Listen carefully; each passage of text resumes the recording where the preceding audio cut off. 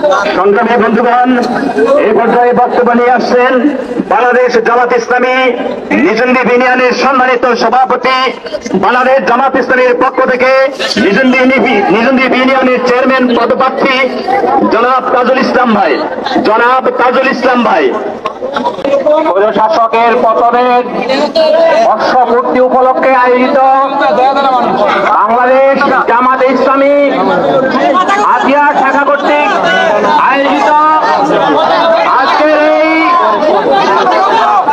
গণমিছিলের সম্মানিত সভাপতি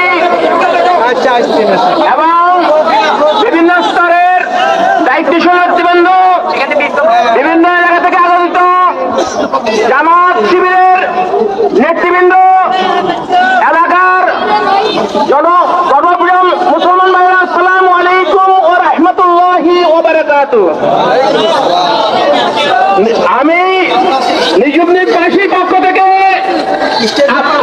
বাংলাদেশ জামাত ইসলামী কর্তৃক চেয়ারম্যান পদপ্রার্থী আপনাদের কাছে দোয়া চাই যেন ইসলামের আলোকে সমাজকে খেদমত দিয়ে, ইসলামের সৌন্দর্য দিয়ে জাতির খেদমত করতে পারি। আপনাদের সকলের দোয়া চাই।